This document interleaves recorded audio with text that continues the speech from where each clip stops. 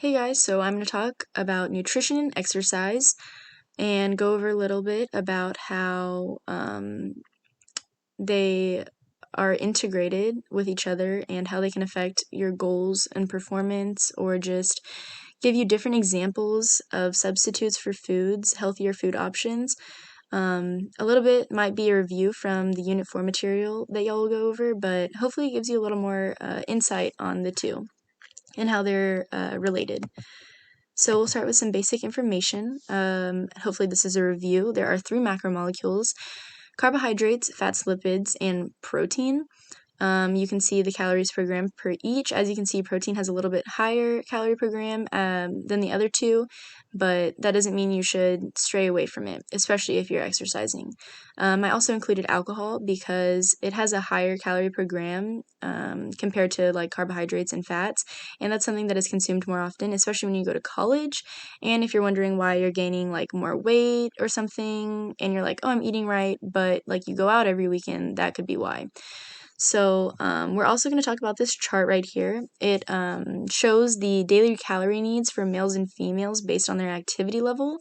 And we'll do a little exercise to show how you can calculate that for yourself. So we have a 125-pound woman who is moderately active. So we'll take 125 times 17 because we're using pounds and she's moderately active, and we'll get 2,125 calories a day, and that's just to maintain her body weight. So it's about being healthy is about balancing exercise and nutrition, not one or the other. So someone might be exercising a lot, but they're not eating right, so they still have that little bit that they're not able to lose, or they're not meeting their entire goal because they probably need to focus on that nutrition aspect. Or someone who eats super healthy, but they're not gaining the muscle or gaining that mass that they want. They probably need to exercise a little more. So it's not one or the other, it's a balance of both. Men and women have, or these are their general recommendations, and it's 2,500 calories for men and 2,000 calories for women. But calorie intake really depends on age, metabolism, and physical activity level. And when you get into specific sports or athletes, they also require different needs because, for example, a football player will not be consuming the same amount as a swimmer. They both need different things in their diet to maintain that performance that they need to reach, or those goals that they need to reach.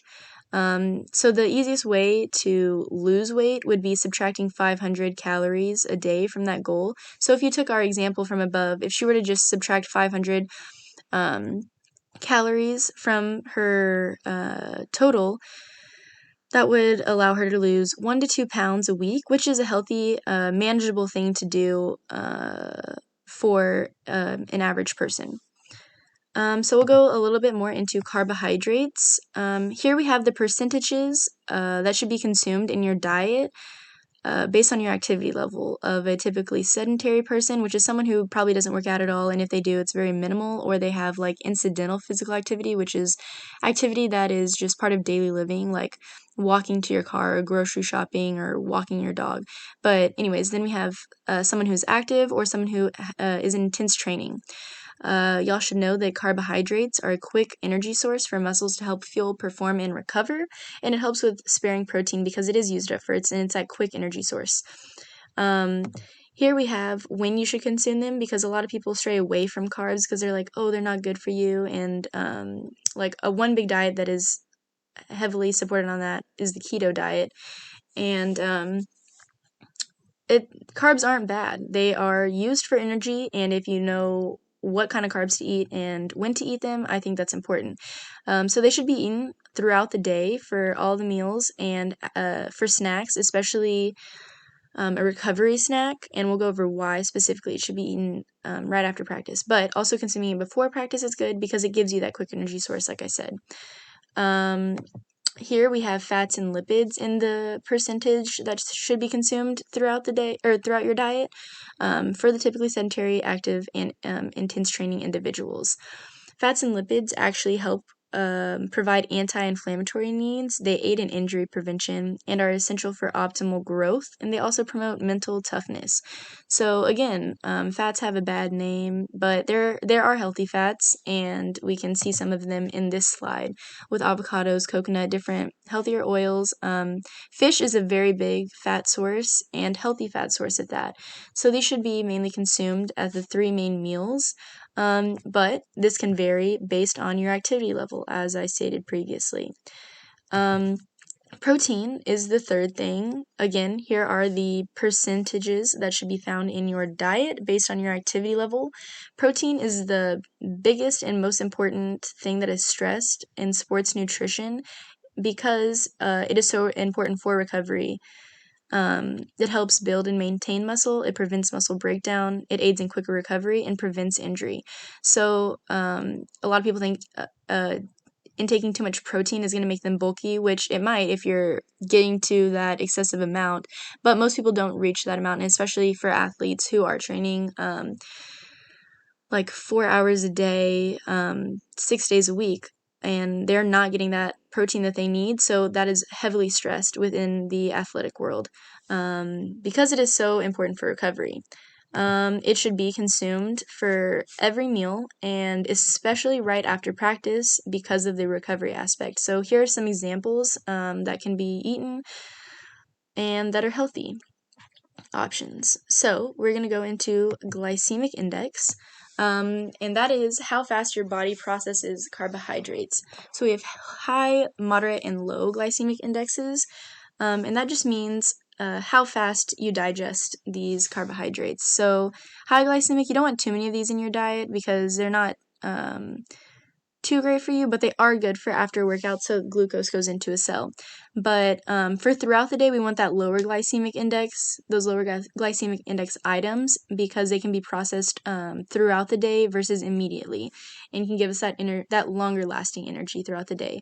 Here we can see the difference between the high glycemic and the lower glycemic things. So lower glycemic includes like fruits and vegetables, but a lot of beans. And then the higher glycemic are the breads and the actual carbohydrates that you would typically think of. But here we're connecting like the fiber with the glycemic index because things with higher fiber have a lower glycemic index. And that first example on the low glycemic index were apples. And I think a lot of people think about apples having high fiber, which they do because of the skin. So people think, oh, I can just drink apple juice. And that's not necessarily the same thing because you get the fiber and the lower glycemic index from the skin of the apple. So try to stay with those fresh fruits versus the juices that might have added sugars in them. So we're going to go over some easy training and weight management meal plans along with a moderate training and harder training meal plan. And I want y'all to pay attention to the, I guess, differences between each and how the protein remains the same or changes, how the whole grains increase with training, and veggies kind of go down, even though those are still important for other reasons. So yeah, this one you want, this one will have the most fruits and vegetables because it's a lower training. You need the vitamins and minerals, but they're typically lower calorie than protein or all the carbohydrates. Even though carbs are way easier to eat than fruits and veggies. So yeah, here are some options and different examples for that. We'll move into the moderate training. So as you can see, the carbohydrates or grains kind of increase in this area. I keep saying carbohydrates, and when I say that, I'm referring to like breads and grains, but carbohydrates do include vegetables as well. But anyways, the vegetables decrease a little here and the grains increase because it's that quick energy source that you need for working out. But it's important to get those fruits and veggies in for the minerals and vitamins that they provide. And as you can see, the lean protein kind of stays the same. Again, lean protein stays the same for hard training or harder training, but it is important to get the recommended value. Grains increase to about half the plate because of the higher intensity training needs. But again, it is individualized for athletes and is important to keep in mind. For football players, yes, they might be pushing pasta, rice, potatoes, bread in their meals, but for a gymnast, let's say, like, yes, while they need those carbohydrates for working out and pre-workout, post-workout, it's not as stressed, and what's more stressed is that protein and for recovery and eating vegetables. So it's definitely individualized for each person and their needs. So we're going to go into water intake. Sedentary adults should consume 2.5 liters a day, while active adults should consume 5 to 10 liters a day. And that's especially important in hot and humid environments where you could be losing up to 1 liter an hour, which might not seem like a lot, but compared to how much you should be consuming, that is a lot. And that can lead to dehydration. And most people are dehydrated. But it's important to get the water throughout the day and not all in one sitting, because that can lead to overhydration or hyponatremia, which is a condition where there's not enough sodium in the blood, and that can lead to nausea, headache, and fatigue. This isn't really talked about because most people are dehydrated and should just focus on getting that water. And water includes any kind of fluids, whether that's Gatorade, water, vitamin water, whatever it is. Obviously, we want to kind of stay away from sodas and soft drinks like that, because those aren't